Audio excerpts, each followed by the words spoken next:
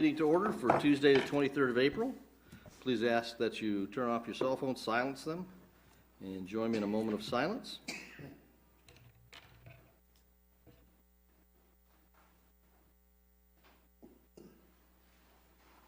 Please join me in the Pledge of Allegiance. I pledge allegiance to the flag of the United States of America and to the republic for which it stands, one nation, under God, indivisible, with liberty and justice for all. Please be seated. Okay. If you would please call the roll. Councilmember Clark. Here. Reed. Here. Brown. Here. Lawler. Here. Spicer. Williamson. Here. And Mayor Atchison. Here. Okay. First item is approval of the agenda. Have a motion to approve the agenda, please. So move. Support. Okay. All those in favor say aye. Aye. Opposed? Okay. Agenda is approved. Okay. Public comments this evening. If you have comments on the agenda item, please step forward, state your name and address for the record, and I ask that the folks in the gallery show respect and allow everybody to state their opinions.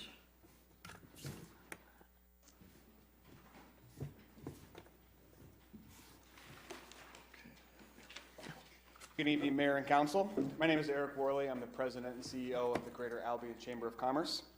I'm here tonight to offer and express full support from the Chamber for the hiring of a consultant firm as it relates to Project Tiger. Before I go any further, I'd like to commend Amy DePraise and the Albion EDC, along with the other players involved, for all the hard work, long hours, and extensive research that has gone into getting Project Tiger to this point. It's no small feat, and it is greatly appreciated. Project Tiger has the potential to be a game changer for Albion. Opportunities like this do not come along often, and we as a community need to do everything we can to make it a reality. Having an organization like Tiger in Albion would be a catalyst for revitalizing the community. Besides the direct impact it would have bringing hundreds of high-paying jobs, it would show that we mean business in Albion. This would attract housing developments, more suppliers, increase our tax base, and potentially our population. That would in turn provide more funding for our city government to fix our infrastructure, provide more services, and increase our capacity. This is an opportunity we can't pass up because we're not guaranteed another chance like this in the future. On behalf of the Greater Albion Chamber of Commerce and its Board of Directors, I strongly encourage the Council to approve the contract with Warner Norcross and Judd LLP for the consulting services for Project Tiger. This is something that will positively affect the entire Albion community. This is a win for everyone. Your yes votes are an investment into the future of Albion. Thank you for your time tonight.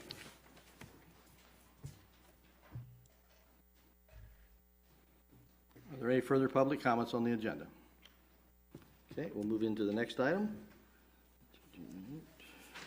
Consent calendar, approval of regular session minutes for the 15th of April 2019. May I have a motion to approve the minutes? So moved. Second? Second. Those in favor say aye. Aye. They are approved. Okay. Items for individual discussion. Request approval for contract with Warner Norcross and Judge for consulting services for Project Tiger. May I have a motion to approve the contract? So moved. Second? Okay. Mr. Priest, did you want to give us an overview? Thank you.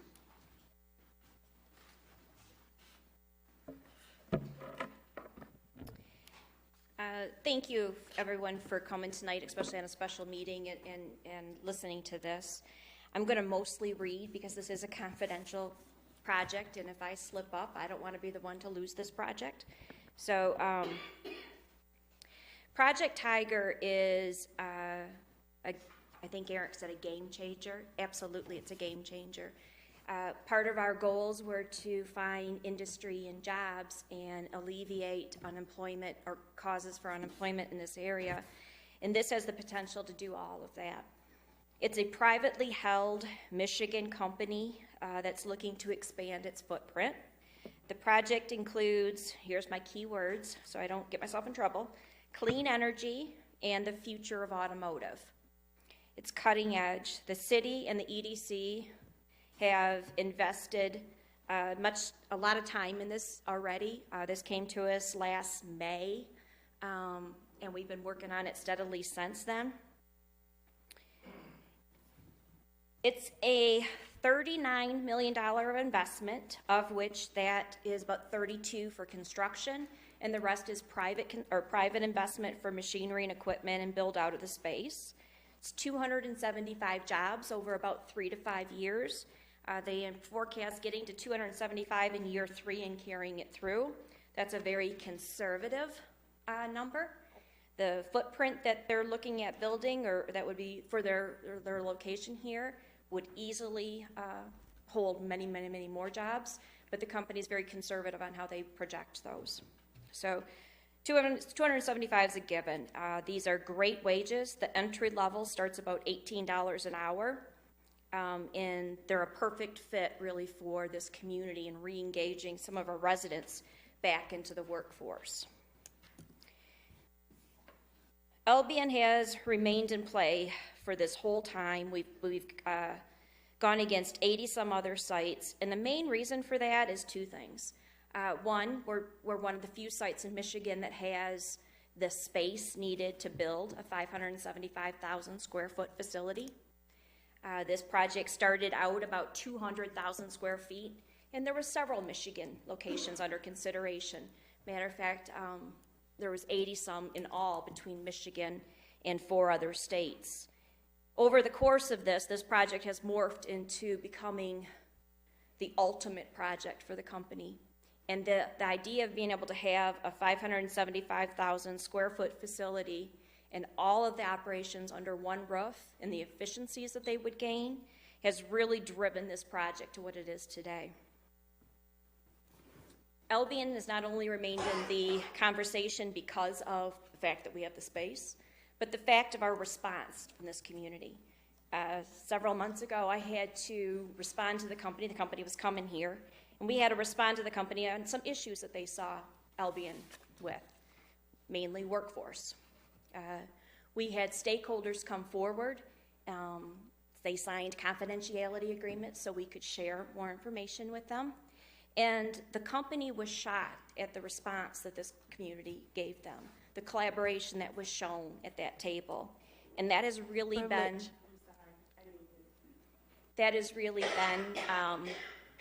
the 2 reasons, the space and the collaboration that they've seen, that they want to be a part of this community. So what I didn't tell you about this privately held Michigan company is they are very dedicated to the communities that they live in or they are parts of. And this is where I have to be cautious because you might figure it out or someone else might figure it out. It would be a company that would adopt us, that would help us in many different ways beyond just this project. So a game changer is really a great definition, and Eric it hits that right on the head. There's 2 decision criteria that are really at play right here, or right now. The first one for the company is cost. They have to have cost that makes sense. The second is workforce. So those are the 2 decision factors that we, the EDC, and the stakeholders have garnered to. The end of this week, I'm hoping to have a workforce proposal that includes not only the programs that will be used to get the workers ready, but how we're going to identify those workers and how as a community we're going to attract the people that needs to fill those jobs. How are we going to get them, if they're already living here in their residence, how are we going to get them engaged and ready to fill those jobs?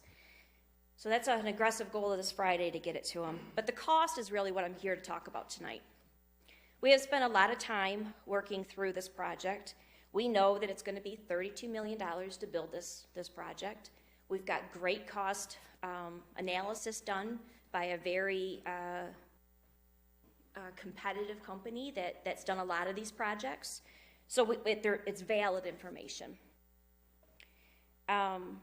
We also know that if you just divide out what it costs to build it by the 20-year lease, we're nowhere near the competitive lease rate that they need to be at to make this deal cash flow for them. So we have to find incentives. So the state has been involved, local has been involved, the city's been involved in this since the very beginning, and we've put on the normal, tax abatements and whatnot. That doesn't get us to where we need to be today.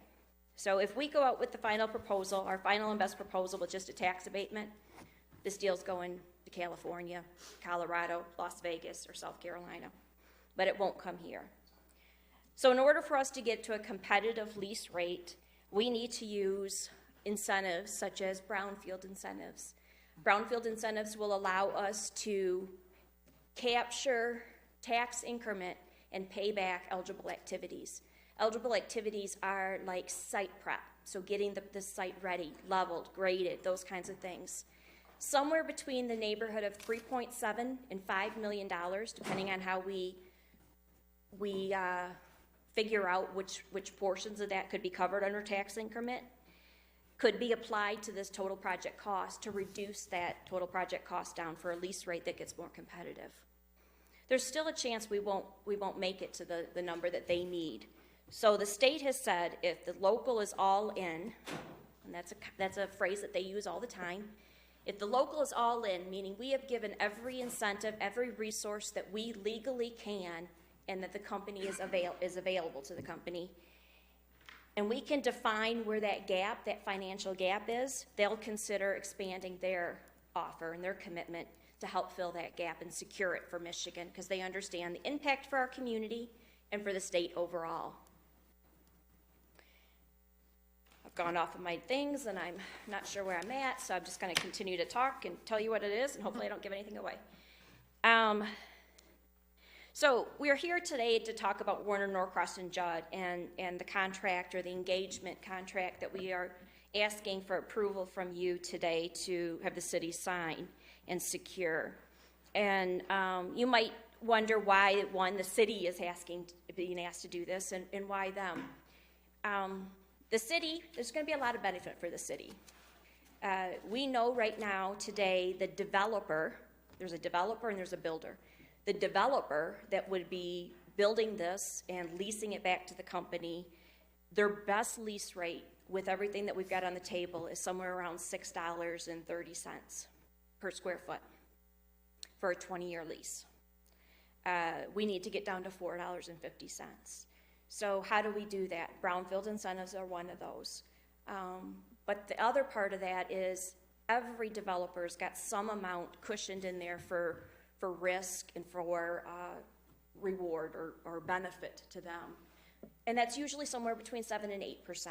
So if we can reduce that out and make the city the developer and the city the owner, some of the benefit that the city sees through property taxes and through personal income taxes can be applied forward or justified to reduce that lease down and secure it. Why Warner Norcross and Judd? Well, frankly, in a conversation with MEDC, well, they would deny this because they're not supposed to make recommendations. We asked who would be a good person to talk to for either an LDFA, which is another kind of brownfield element, or a brownfield for this type of project. And his name was the first one that came up, and that's Warner Norcross and John Bile specifically.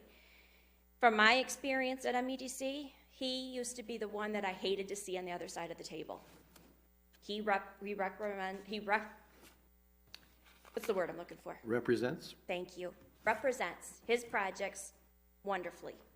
And that firm in itself does a really, really good job. They've been involved with much of the legislation for brownfields.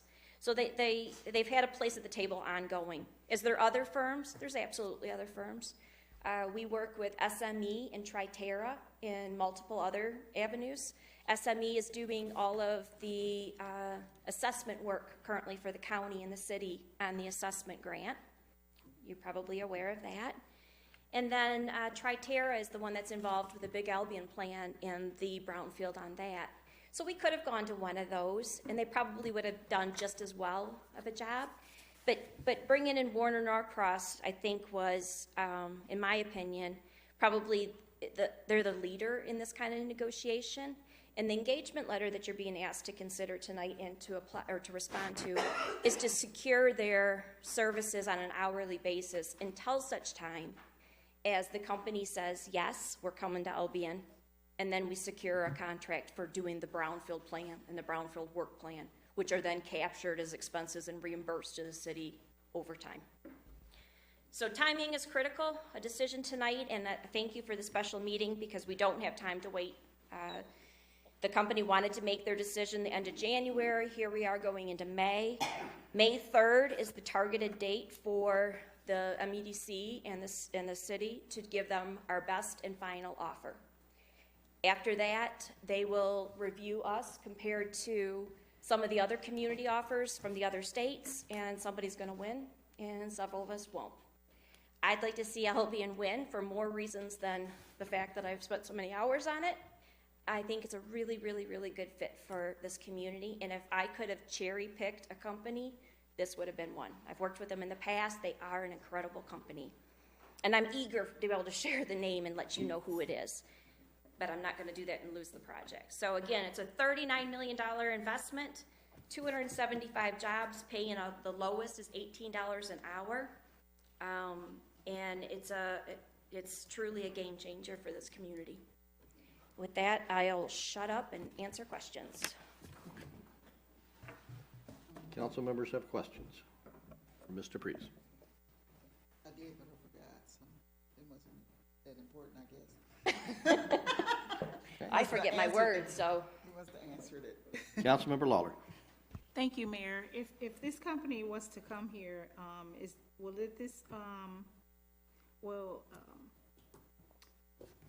the money that it generates, will it go to Tifa or will it come to the city? The only time money goes to Tifa is if it happens in the industrial park. For 575,000 square feet, we can't put it in the industrial park. We don't have enough space. So the only site that's under consideration now is located in Precinct 1, and it is directly on the highway. It is not industrial. It would require rezoning. Okay, thank you. Oh, I know it was. Councilmember Clark. So you said the 275 jobs. Is that, if we're looking forward, is that a 3-ship operation job, or is $275 encompass for just 1 and 2? Do you have any idea? I believe it's one shift. They're kind of a one shift operation. Okay.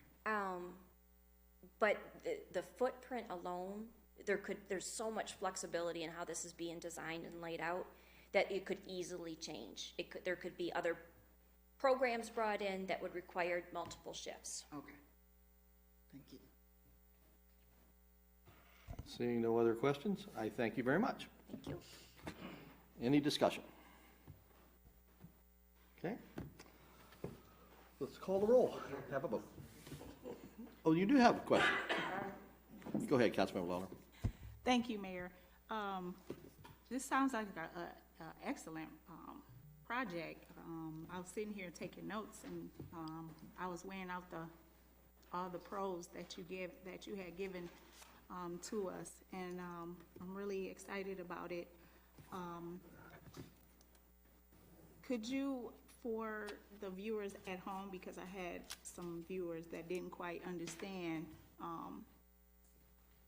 what you were asking the city to do? Are you asking the city to pay for something, or just? Well, what we're voting on this, I'm sorry, Or just to approve? what we're voting on this evening and what we're asking is for the city to sign a contract for $5,000 consulting fee, up to $5,000 consulting fee. So $5,000 expense investment. Okay, thank you. You're welcome. Councilmember Brown. Thank you. So, Mr. Prez, I want to thank you. You answered a lot of the questions that I asked on Thursday that I was waiting to get answered. So I do appreciate that. I do. I think it's safe to say we're all excited about Project Tiger. I mean, the potential to bring that many jobs here in the city is something that is very needed, very much wanted, and I'm excited about it. There's no question that I support Project Tiger because I do 100%. What's before council tonight is not whether we support Project Tiger, because I'm comfortable in saying I think we all support that. What's before council tonight is to consider whether or not to enter into a contract with this specific firm. Mr. Worley, when you spoke, you supported a consulting firm, and I support that too. It's needed. I just, in looking over the paperwork, I had some concerns about this firm, and specifically those concerns were the conflicts of interest that have been laid out in the conflict waiver. So my question was, one of the questions I asked was, you know, maybe we could have or should consider looking at another firm that doesn't have these conflicts. I mean, the conflict, one of the conflicts is the representation of the state of Michigan, which is who we're trying to negotiate with. We're hiring somebody to negotiate with someone that they represent. There's also a conflict with the college that's very specifically laid out. What really caught my attention was the very last paragraph here, close to the counter signature piece, where it says, "This is an important decision, and we suggest that the city consider consulting independent counsel to assist you in deciding whether to consent." So these conflicts are a big enough deal that they're saying to us, you really want to think about this and consider independent counsel before you decide whether or not you consent to this agreement. So, I mean, firms are required to disclose these type of conflicts for a reason. So I think that in making our decision tonight, we really need to be mindful of the conflicts that have been pointed out to us and how serious this decision is. And again, these concerns that I'm expressing is in no way intended to deter Project Tiger. I am ecstatic about Project Tiger. I also know that there's a gentleman who serves on a couple of boards here in Albion who is an attorney for this firm. And that was not disclosed. I learned that over the weekend. So, you know, I want us to really look at this thing and let's be transparent. Let's put it all out there. We have the information. We got the information on Thursday. I couldn't figure out why there was like the special meeting in the rush, but Mr. Perez, thank you for explaining that. There's this May 3rd deadline, but it's a little frustrating that this had to be coming down the pipeline. Like, I would have loved for council to have more ample time to consider this and look at other firms if that's what we wanted to do. So, you know, the last minute time crunch, I get it, but at the same time, I feel like it could have been avoided.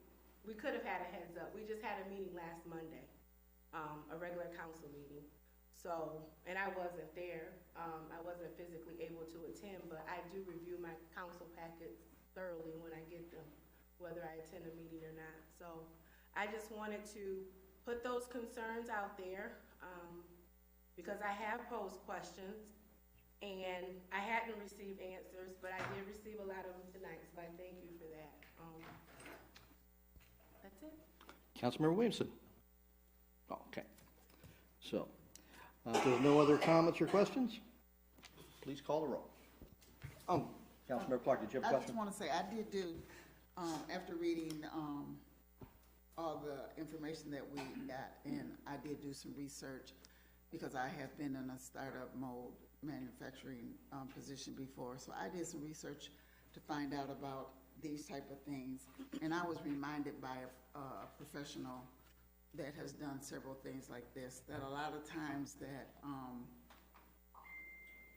things or partnerships do happen where people are in positions where they are crossing different boundaries or territories because of the jobs that they have. But sometimes it builds a more cohesive relationship and a more stronger relationship where the person that they're talking to can sometimes help someone like Albion. Let me just put it out like that, because of the struggles and things that we've had in the past. So, because I did have some concern about it, so I did follow up with it.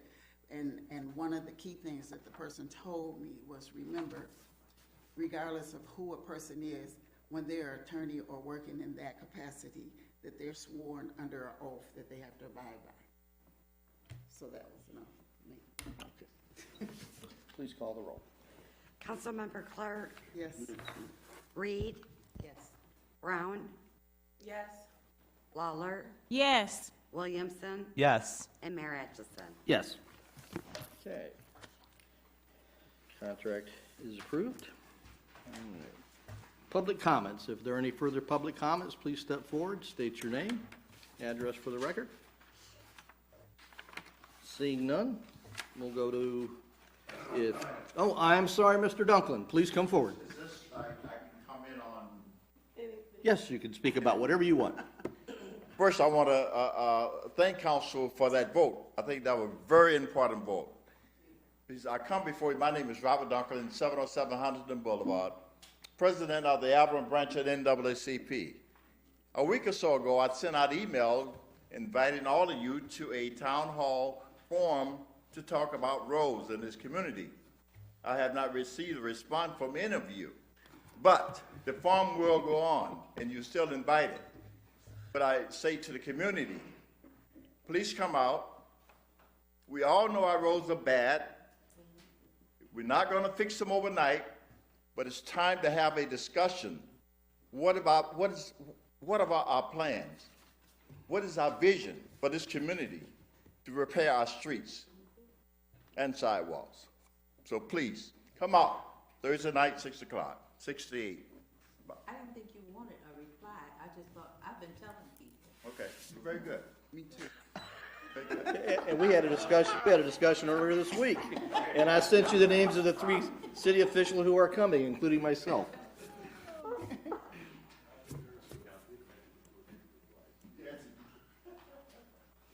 Tom Hunsdorfer, 803 South Superior. I just want to say thanks to all of you for how hard you work for our community. I know you have some big decisions almost every time you meet, but especially a project of this magnitude, but all of the other work you do in between meetings to listen to people in the community. So I just appreciate how hard you work and how seriously you take your responsibilities here. So thank you.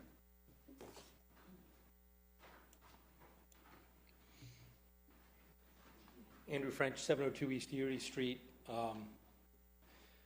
I wanted to give a shout out to the AmeriCorps Vista Initiative here in Albion, especially to Emily Smith. We're talking about sidewalks and streets and the difficulties that we're having. Emily, working with as the Vista for the city, has created an app that allows people very simply to post photographs and GPS coordinate locations and streets to identify those sidewalks and street signs that are in need of work. This database is ongoing and developing, and so the input of volunteers is absolutely critical to the success of this. 1,000 eyes in Albion, 500 people working with a simple app or paper can report all of these, and we can create a database that will be useful for us for years to come.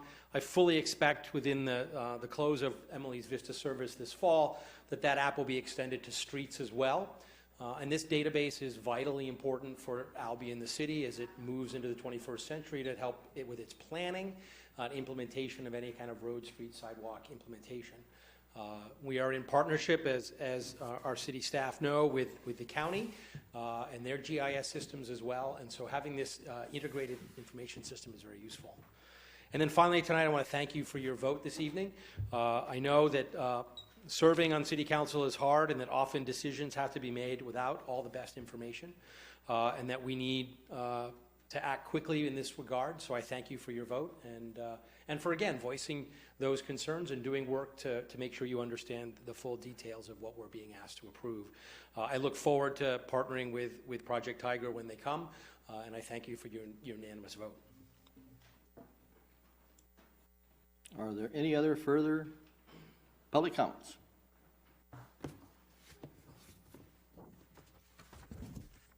James Mito, Wesley Hall, Albion College.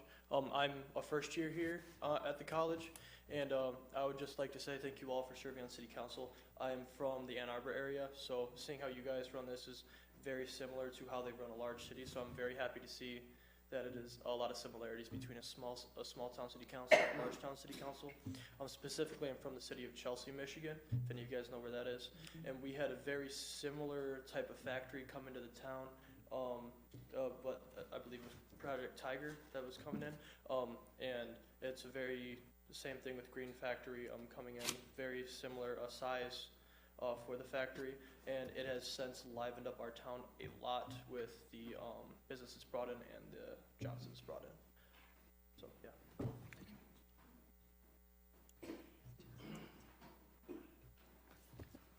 Seeing no further public comments, council members have comments this evening? Councilmember Lawler. Thank you, Mayor. I just wanted to say, this past weekend, I was out doing the sewers and cleaning them, and I will never talk about a city worker because they work hard. I was just looking at our sewer system, and it really does need lots of help. So I'm hoping that's one thing on the agenda up for the council is to look into it, because some sewers I was unable to clean out. Some sewers were full of debris and leaves, and I couldn't do too much with it, but I did the best I could. I had fun doing it, and I just wanted to put that out there.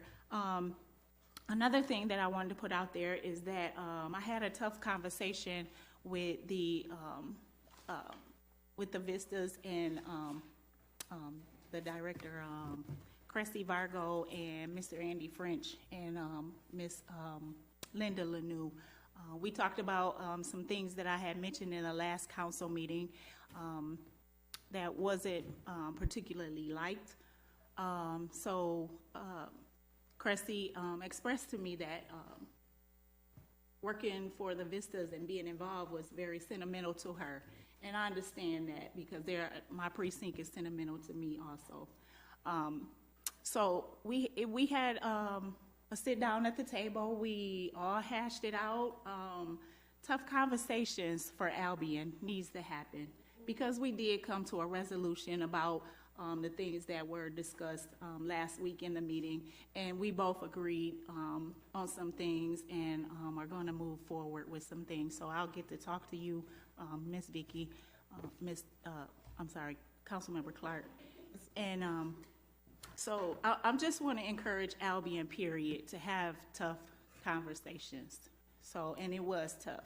So thank you, and that's it for me. I'm happy I was able to do a council comment, because I never really get to do one. Councilmember Brown. I have, well, first of all, let me say I am happy to be back. I have been down now for several weeks. I'm not 100%, but I'm getting there. So I'm happy to be able to attend tonight. I wanted to ask, do we have a work session coming up? When is that? Monday. It's Monday. 6 o'clock. At 6. Okay, I don't know why I thought that was this week. Okay. Thank you. And that work session is, is it goal setting? It's to bring the priorities that you want to support, that you're going to work, and have ideas how you're going to fund those things. And we'll hopefully reach consensus amongst us as to the top 4 or 5, whatever number the council settles on, and that'll be what we'll push and work towards. Hopefully we'll be able to work together. So that's what the intent of that is. Have you said where you're going to be? Whether we got the Ludington Center confirmed or not. So. The Ludington have the work session. Is that it? Okay. Any other council member have comments this evening? Okay. May I have them call the roll, please?